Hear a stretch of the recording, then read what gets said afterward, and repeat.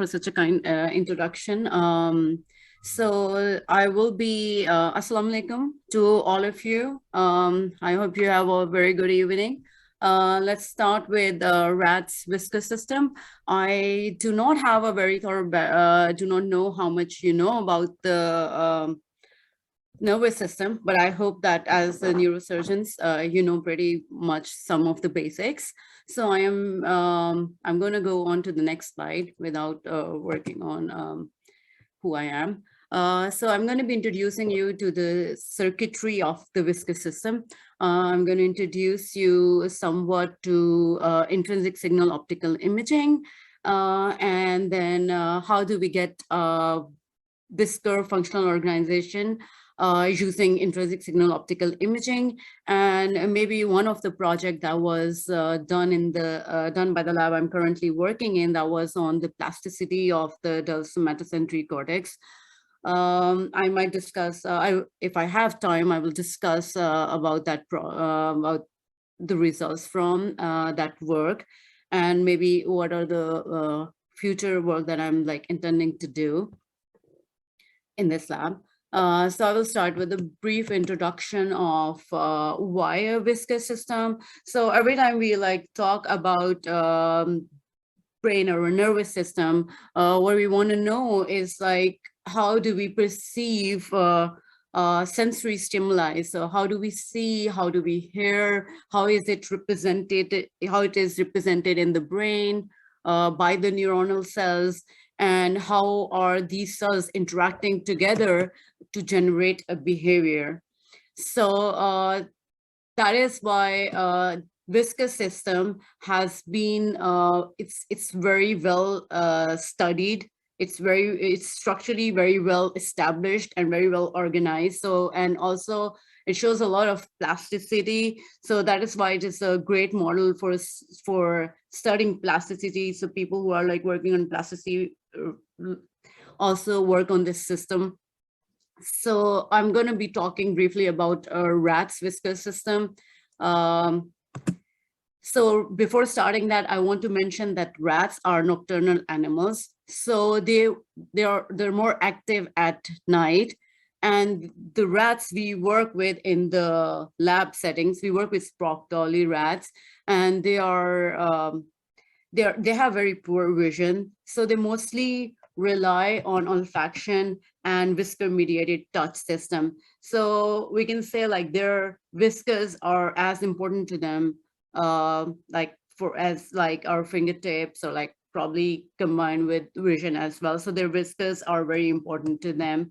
And then what they do is so what happens is the sensory stimuli are represented in the brain, and then it's a top down and bottom up approach of continuous feedback, where the rats or a subject, it monitors its environment and then keeps updating to generate behavior.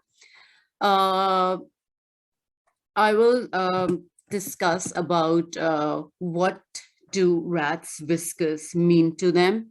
So there was a study which said that if you cut all the rats' whiskers, they cannot probably even be able to swim, and they might sink. I'm not sure about the veracity of that claim, but it says that rats' whiskers are very important to them. So it provides them with the touch. It provides them with the information about their environment. It provides them information about the obstacles, objects, food. So what happens is that when these whiskers touch an object or an obstacle, they bend, and then they provide with the bending and with the movement of the whisker, they provide rats with texture information, and also localization of objects. So more than their eyes, they rely on their whisker system.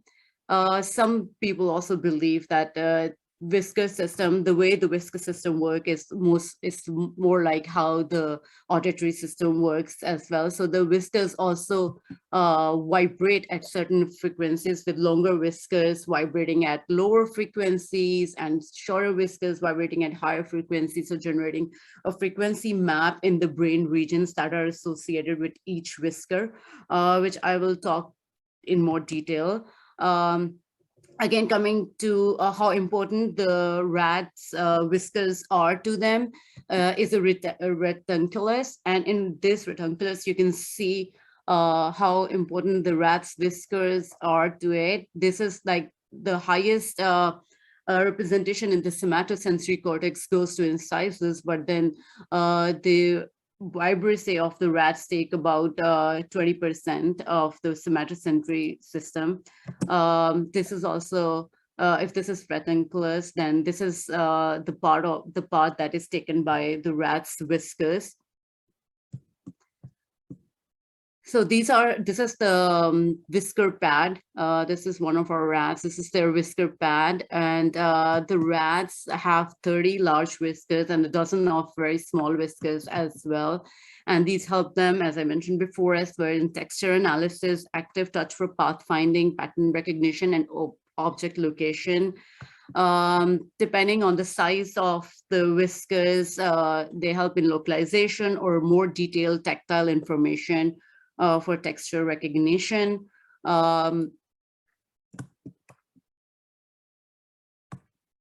This is one of our rats. We were training them for awake imaging.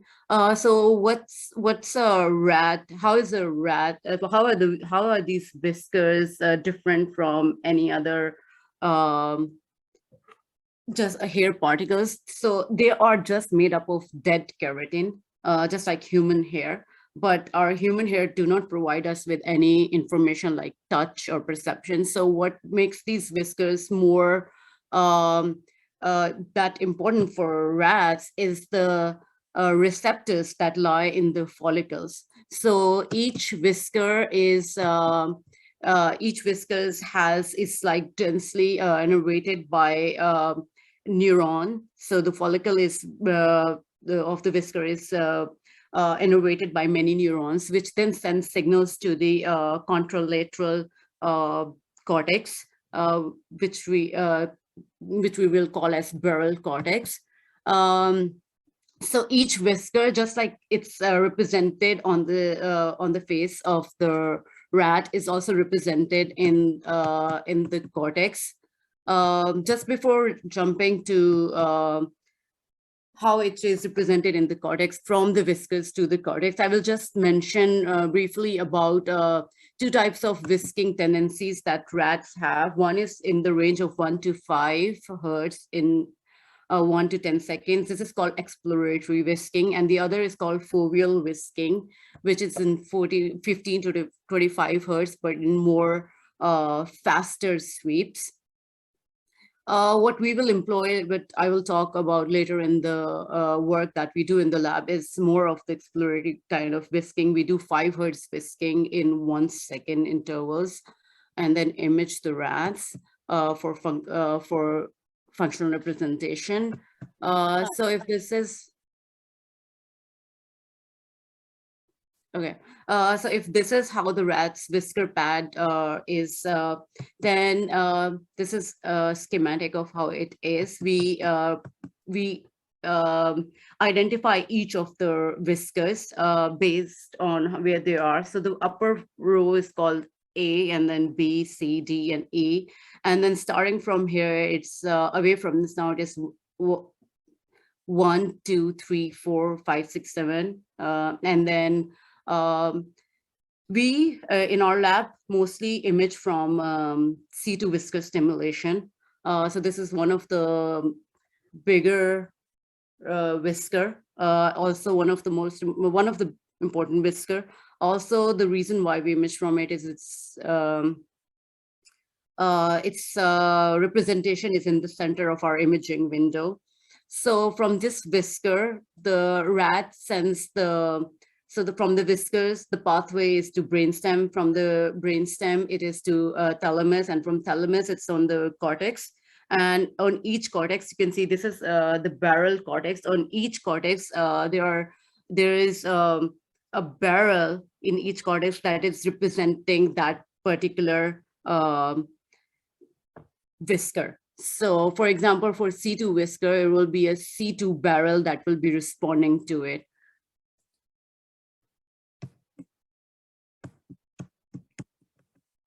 So if this is what I explained to you as well. So from whiskers, there will be so the same kind of map that we have on the whiskers, there will be a map in brainstem. There will be a similar kind of map for the same whisker in thalamus and in the barrel cortex. I will go in more detail of how it works, but just for now, we will be calling, so everything over here is like whiskers. In the brainstem, the map is called barrelets, and in the thalamus, it is called barreloids, and in cortex, it's called barrels. And in cortex, if you look at cortex, this is layer 4 of the cortex. So if you do staining of layer 4, you can actually see the barrels for each whisker. And then you can also, so these are called barrels, and then the region between the barrels is called septum. Why I introduced you to this is like, when I will introduce you to the results, I will introduce you to some results of how barrels and septum also show plasticity. This is layer 4 again. Layer 4 is one of the layer that receives the input from the thalamus. So it's one of the most important layer or primary layer of that receives input from the thalamus. So for the neural circuitry in detail, it starts with, so in the whiskers are innervated by trigeminal ganglions. So each follicle is innervated by many trigeminal ganglions. These ganglion cells can be slow adopted or rapidly adopting based on tuning properties. I'm not sure if you guys know about the tuning properties, but you can say, like, depending on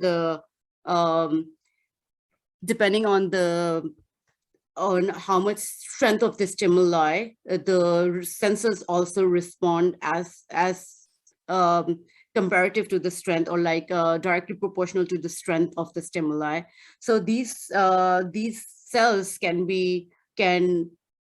react if we see the time response, it will be slow time response to that stimulation, or it can be a fast time response to the stimulation.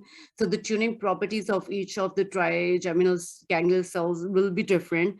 They also show these cells also show sensitivity to different parameters. For example, the amplitude of whisking. It also shows the frequency of the whisking, to the duration, velocity, acceleration, and direction of whisker deflection. So depending on each parameter, each cell will also deflect accordingly. If you have read about visual system, this is how different cells in the visual field, receptor field, also respond. So this is also the same thing, depending on the parameters that each cell respond to. They will have their own tuning properties and also the time response. So from the whiskers, the information is passed in by trigeminal cells in different parameters, and is then sent to brainstem. In the brainstem, we have different regions, different nuclei. One is called principal sensory nucleus. This is the principal sensory nucleus, is the part which has the similar pattern as the whiskers. So it has, which we will call as barrelets. And then there are other 3 nuclei, which are called oralis, interpolaris, and caudalis, that receive information from trigeminal ganglion cells. So these information, and then this principal sensory nuclei is the important part of the brainstem that sends primary input to thalamus. And then the other regions, and then this one sends region-based, information based on which whisker was stimulated, so for a particular whisker. However, the other regions may provide information of multiple whiskers. So essentially in brain stems, these neurons will be providing information based on the receptive field of a single whisker or on multiple whiskers to whatever they are responding to. So these cells also show a pattern of slow adoption and fast adoptions, which means a time response to the stimuli. So when stimuli occurs, there will be a rapid response to it, or there will be a slow adopting response to it. Okay, so these, as I mentioned before, these parallel bounded dendrites, they have their connections in the thalamus. These have their connections in the thalamus, majorly in the VPM of the thalamus, and VPM is called ventroposterior medial nucleus, but I will from here on call it VPM. So most of the connections from PRV goes into VPM, and then some of the connections from the other nuclei also go to VPM, but the other nuclei goes to POM, which is also another region, important region of thalamus. However, it's like, seems like this region is more focused to getting information about single whiskers as compared to this one, which gets information mostly about multiple whiskers. There are also like no regions which can be identified as the region that is responding selectively to a certain whisker. These regions are also, as you can see in the list, they are also connected heavily to other regions in the brain as well. So thalamus is like heavily connected to other regions in the brain as, these regions are also connected heavily to other regions in the brain as well. So as I mentioned, this one is also connected to VPM and other regions of the brain. This region is only connected to VPM-VL, so a ventral part of VPM, and then this region is only connected to POM, which is most probably only processing multiple whisker information. From here, so if a whisker is deflected, the information goes to trigeminal ganglion, from which it goes to brainstem, from which it goes to thalamus, from which it goes to cortex, and then from cortex it can go to different regions. So there are three major pathways of how this information is transferred from whisker to cortex, which one is called lemniscal pathway. The second one is called paralemniscal pathway and extralemniscal pathway. I'm going to talk about them in detail over here. So the first pathway, which is lemniscal pathway 1, goes to the principal, goes to this PRV region, which I've mentioned before. And then this is connected to VPM, dorsal point, or to the core of VPM, barreloids. And then from barreloids, they are connected heavily to S1. So somatosensory, whenever it's S1, it's called somatosensory. So primary somatosensory cortex. So from VPM, they are connected heavily to primary somatosensory cortex layer 4 and primary somatosensory cortex layer 6A. These are also connected to S1 layer 3, so primary somatosensory cortex layer 3 and layer 5B. These cells, as I mentioned, they are specific to each single whisker, so their receptive field is a single whisker. The second pathway, which is also lemniscal pathway, also goes through the nuclei, which is the principal nuclei, and then it does not provide the the connection. It provides the connections to the head of the VP, to the head of the barreloids in VPM. So the connections are provided to the head, and this one provides information to the septa of this S1 layer 4. I've already shown you the septa, or the spaces between the barrels, if you stain the layer 4 of the brain. So it's kind of believed that this one has information mostly about single whiskers and also about multiple whiskers, because of no distinction in the regions where they're connected. And then we have extralemniscal pathway, which is through caudal nuclei. It goes to VPM, but ventrolateral region. So in thalamus, there is no detectable barreloid where it connects. And then this one sends information to S1 layer of this granular cortex, S1 layer of this granular cortex, S1 layer 6A of this granular cortex, and S2 is somatosensory 2 cortex, so layer 4 and 6. This one is also believed to be sending information about multiple whiskers instead of just one whisker. And then there is a paralemniscal pathway, which is through rostral nuclei. It goes through POM instead of VPM. All the other pathways goes through VPM. This one goes through POM. There are no barrelet-like units in the brainstem. So this one provides information about multiple whiskers. It goes through POM and goes to, there is no barreloid-like units in POM as well. And then it provides information to S1 layer 1, S1 layer 4, S1 layer 5, and secondary somatosensory cortex and multiple whiskers. So until now, I've been pretty fast. I'm sorry about that. But until now, if you see, there are different pathways. There are 3 pathways, but there are pathways that are restricted specifically only for single whiskers. And there are also pathways in parallel to that, which are providing information about multiple whiskers, in addition to single whiskers as well through VPM2 cortex.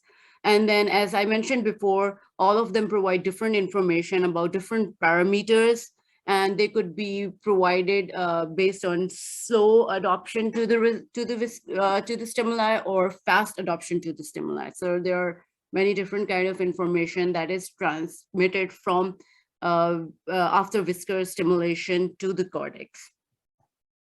Okay, so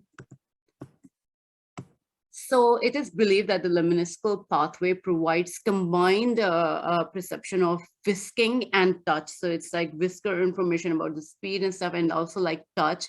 But the extralemniscal pathway only provides information about contact with certain object and something in the environmental, while the paralemniscal pathway only provides information about whisker signaling. So this is what is believed. Obviously, research is still going on, so this is what we know until now. Next is so whisker deflection, and then the pathway, same trigeminal ganglion, brainstem, thalamus, cortex, and all this information from whisker deflection to cortex takes about 5 milliseconds. This is all through glutamatergic synapses. So from cortex, the information is passed to other cortical regions, to motor cortex primarily, to other cortical regions and other subcortical regions. And then the information is basically, as you know, there are a lot of parameters. The whole circuitry is very well connected to most of the other regions in the brain as well.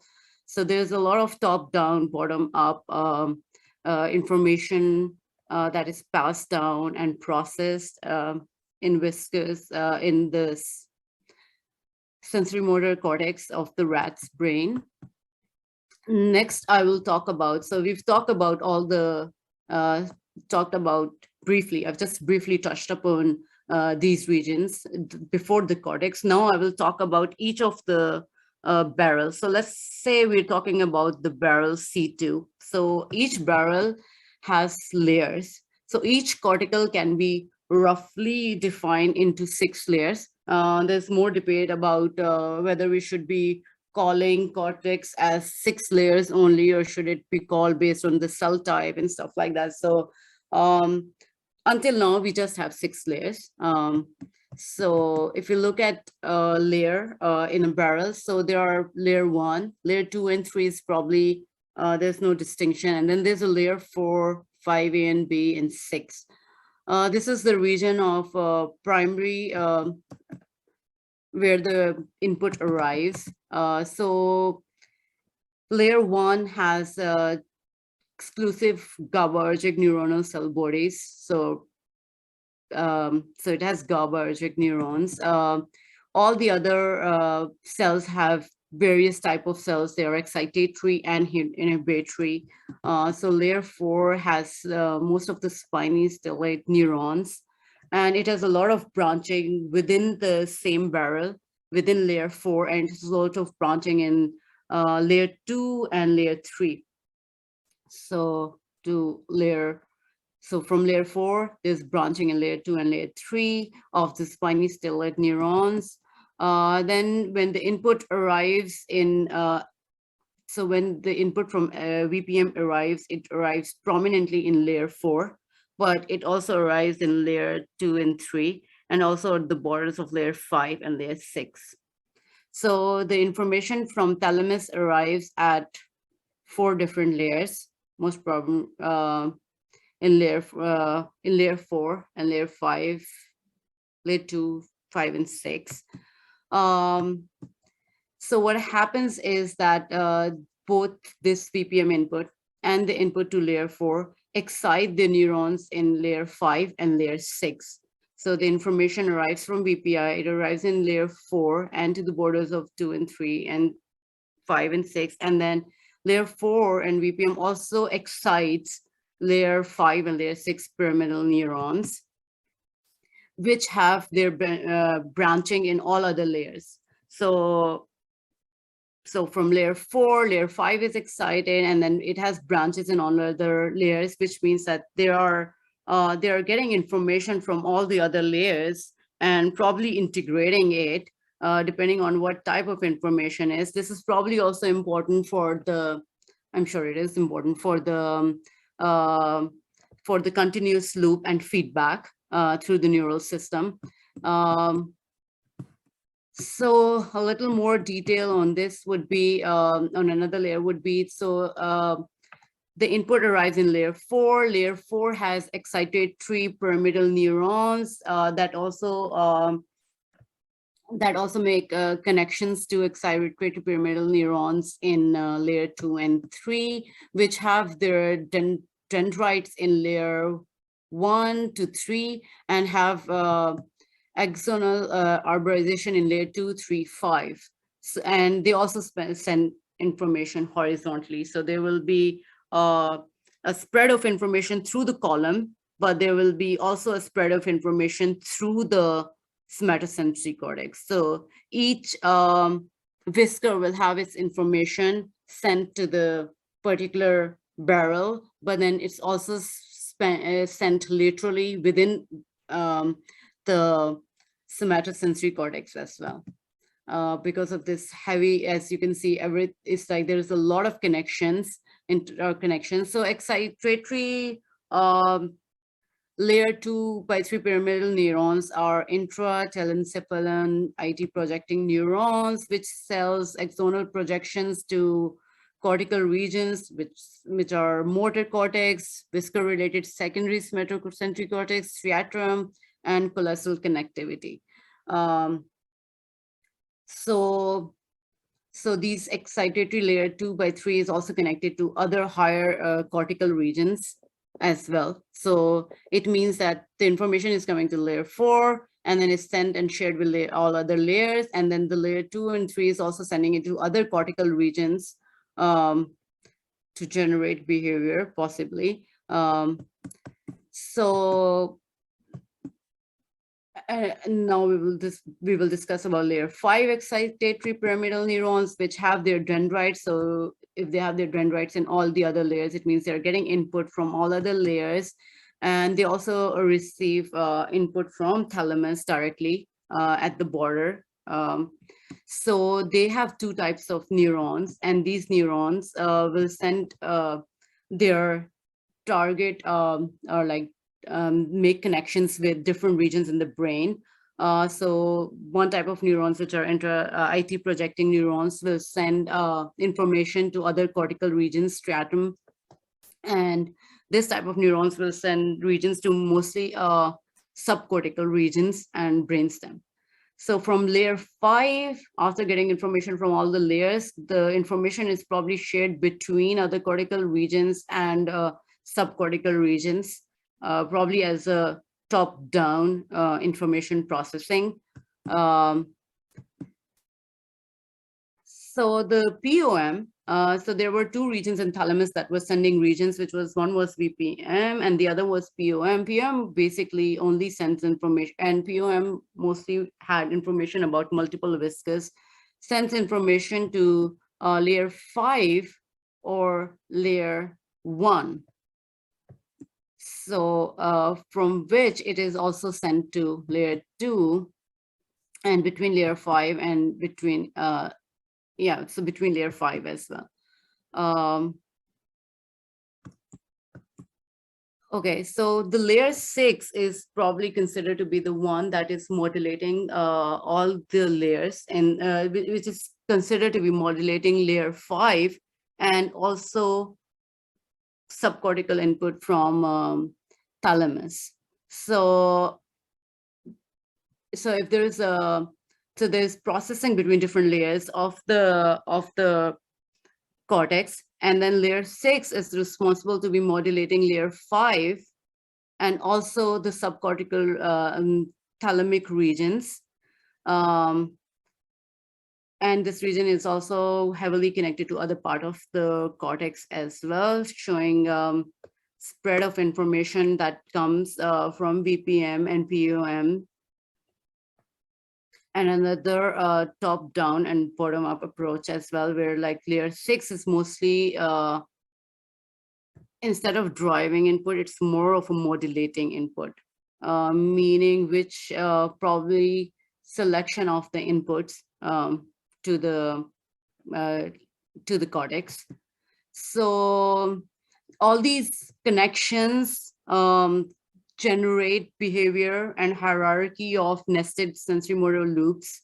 So the higher order cortical circuit would be layer 4 to layer 2/3 to layer 5, and layer 2/3 could be a contributor to a top-down input by modulating layer 5 neurons during specific task. So the whisker-related primary somatosensory cortex has whisker deflection, and because of the whisker deflection, most of the neurons in the primary somatosensory cortex receive excitatory glutamatergic input, and also input through local excitatory neurons. However, only 10% of them show depolarizing response to this glutamatergic input. So some of them are, so the short latency or like the fast response comes through to layer 4, 5, and 6, and the longer latency response comes to layer 2/3, but that is also a longer lasting response. Okay, so as I mentioned, most, like all of the primary somatosensory cortex neurons receive excitatory synaptic input, but only 10% of, or less than 10% of neurons in the somatosensory cortex respond to it, and by action potential. So why is it that most of them are receiving excitatory input, but only 10% are responding to it? Is the reason because it's the activity is modulated, because the thalamic input also triggers these spiking GABAergic inhibitory neurons in layer 3, 4, and 5. It's very fast, and it also acts on around the same time these excitatory synaptic input which is called cortical neurons.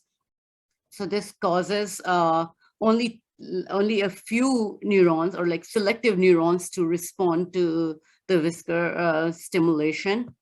The reason for that would be that there are excitatory responses to neurons and there is inhibitory response, and they are both modulated.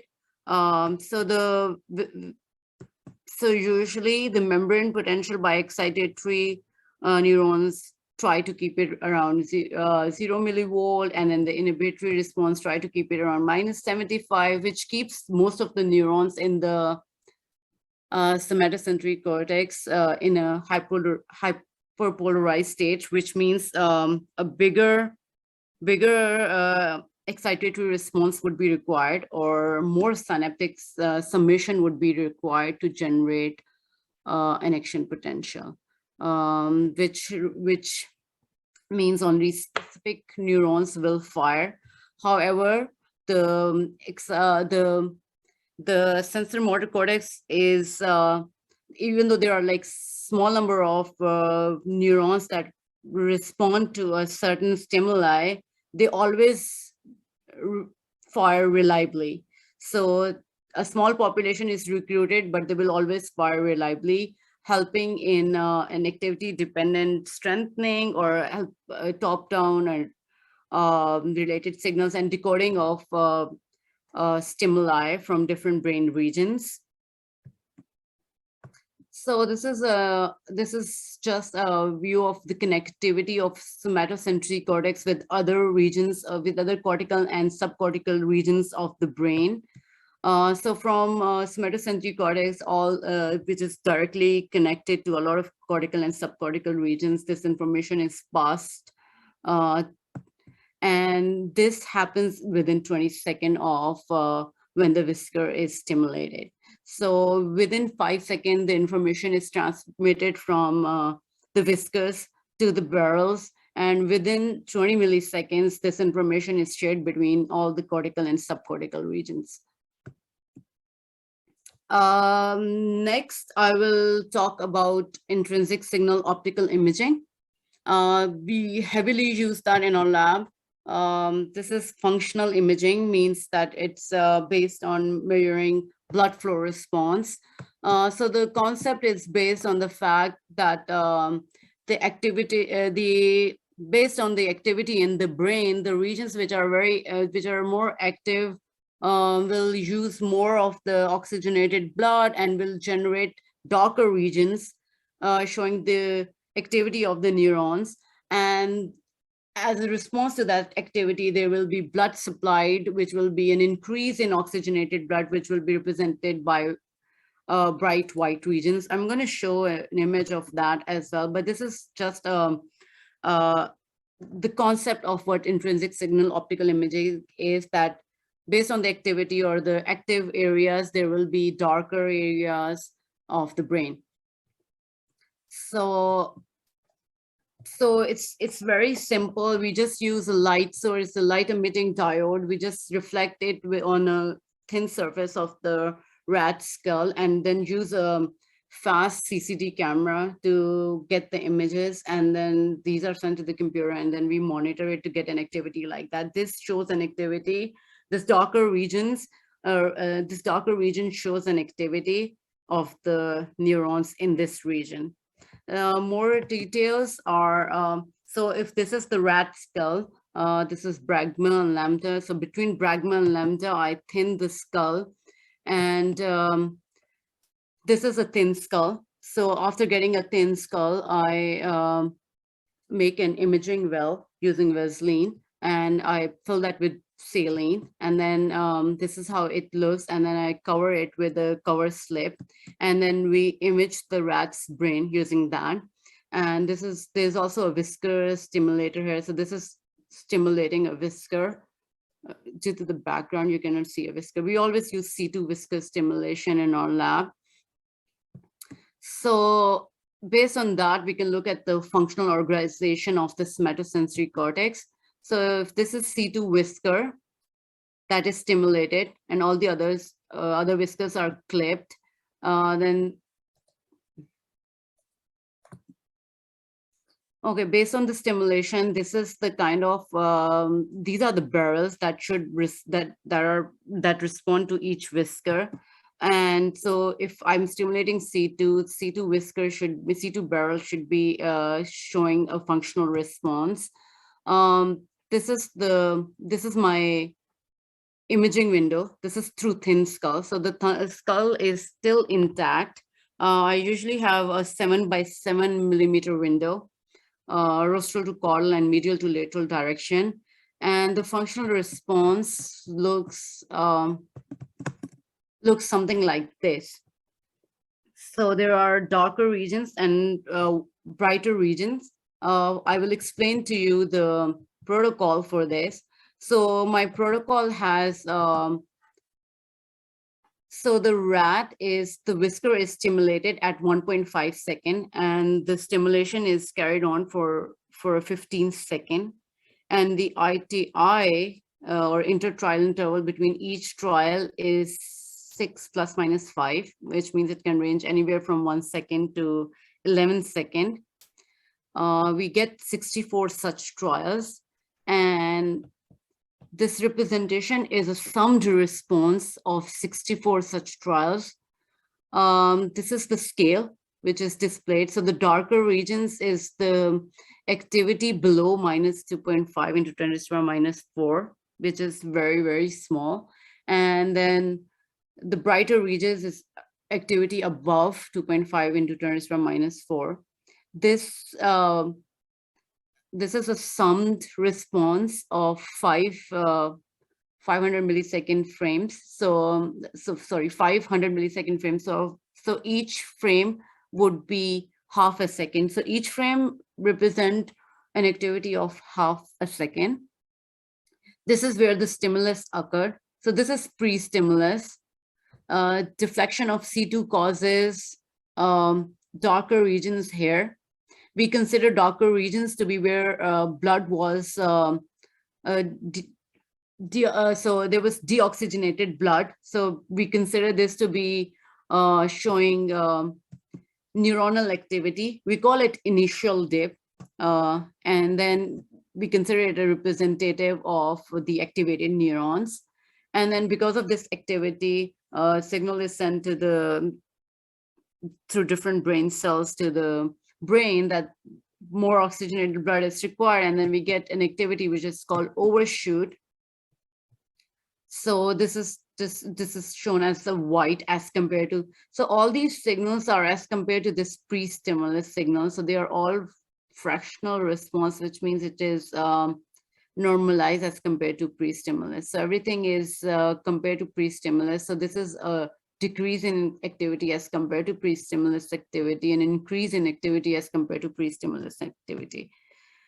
The white streaks are the blood vessels artifact from the major bigger vessels on the surface of the brain.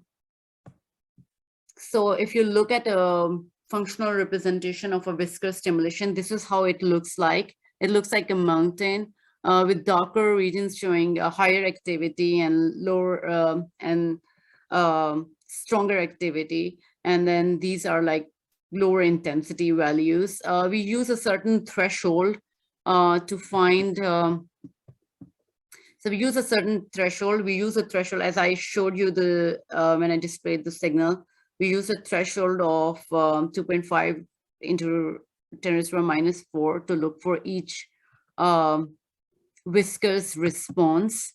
So these are a response of 3 Whiskers, and the intrinsic signal response from 3 Whiskers seem very, they are non-mutual. So there's a lot of sharing for the intrinsic signal response at 2.5 into 10 to the power minus 4. You can see a lot of overlapping in the regions which respond to the stimulation. After we get the signals, I want to show you how we analyze these images. So these images, as I told you, had 2 types of activities: an initial dip and an overshoot. So based on initial dip and overshoot, we select a frame. So for example, if I select this frame for initial dip, and then I will find the area of this region at threshold 2.5 into 10⁻⁴, and define this area in terms of number of pixels, and then convert it into millimeter scale. Same procedure is done for overshoot to find area and number of pixels and area measurement in millimeter scale. I also identify a point not on the major vessels, but away from the major vessels, which show this initial depth. So I find an area, or I find a value which is like highest value for initial depth, or highest value, so lowest value for initial depth, because that will be the lowest and that will be the peak of initial depth. And then the highest value for overshoot. So a minima for initial depth and a maxima for overshoot, and that will be called the peak value. This is that's how we actually quantify the images we get from intrinsic signal imaging. Some of the results that we had for the plasticity comes from our naturalistic habitat. So this might interest you more than probably whatever I said before. So these are some of the enriched environments that have been published before, where rats are given some sort of toys but are still kept in a closed cage. As compared to that, we came up with a naturalistic habitat in a stock tank where there are pipes and there is dirt so that the rats can dig tunnels. And so the concept is to try to establish if changing the environment can have any effect on the plasticity of the whisker representation in sensorimotor cortex. So we have the stock tank, we have rats, we have like 8 to 10 rats in each of these. There's a hub in the center leading to different points where there is water and food, and it is changed every time. The location of food is also changed so that the rats do not memorize which location the food is. And the rats build tunnels.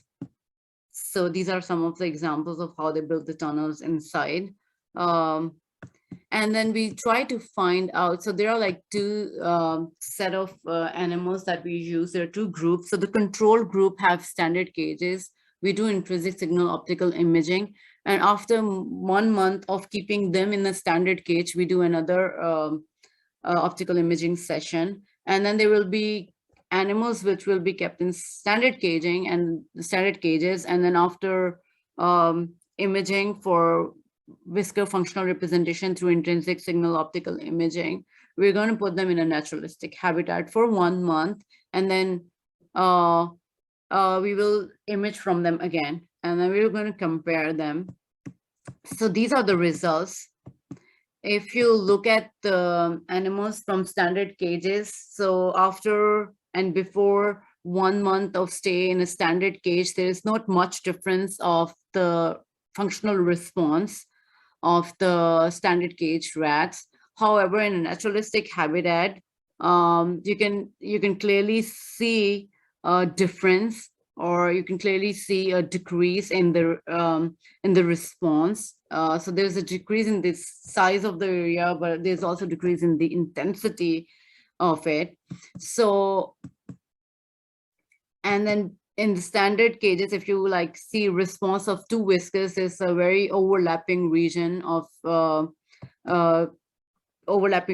two whiskers response. However, in naturalistic habitat, before, when they were in standard cages, there's an overlap of whisker response. However, after a naturalistic habitat, each one is more fine-tuned and there's no overlap at the same threshold. So all of them are like done at the same threshold before and after.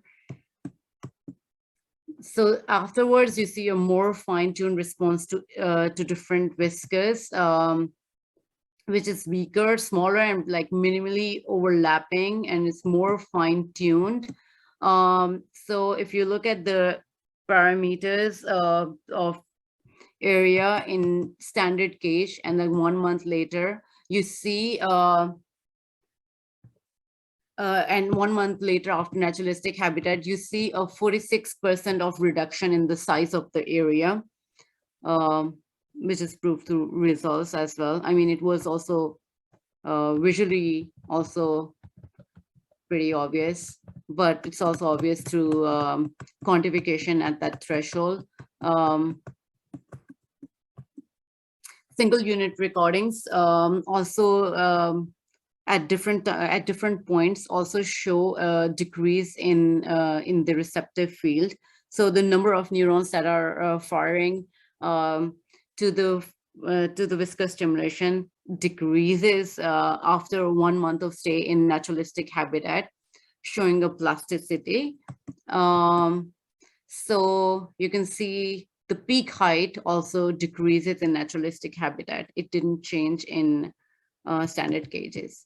So what we found from that is that this plasticity, when we move the animals to naturalistic habitat, and there's more fine tuning.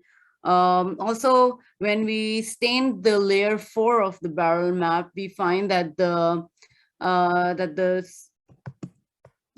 barrels and septa, if we find the width and height of barrels and septa, that is also changed in naturalistic habitat. They seem more elongated as compared to the standard cage rats. So the plasticity is not only apparent in the number of neurons that respond or in the intrinsic signal imaging, it's also obvious in the slices of the stained brain.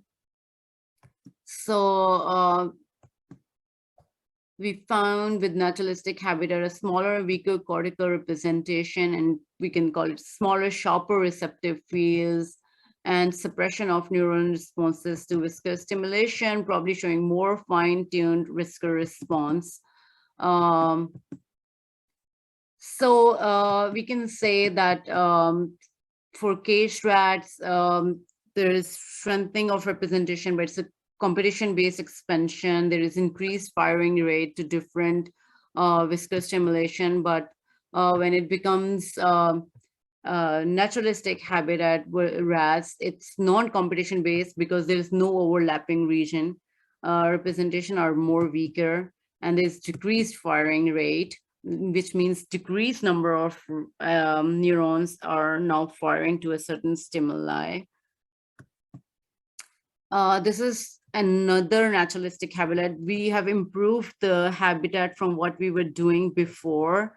If you can see this one, I don't know how to.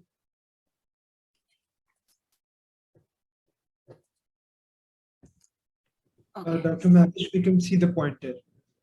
Okay, this is a naturalistic habitat. We tried to build a more naturalistic habitat with more stimuli, with more natural stimuli. There is wood added. You can see how active these animals are at night. This is from 3:40 a.m. at night. So we're trying to, in future, we're trying to use different modalities. We're trying to use functional ultrasound imaging, intrinsic signal imaging, and MRI, perfusion weighted imaging, and DOCT, and then also accessory recordings through MEAs to find out the difference in standard caged animals versus these naturalistic habitat animals. Am I on?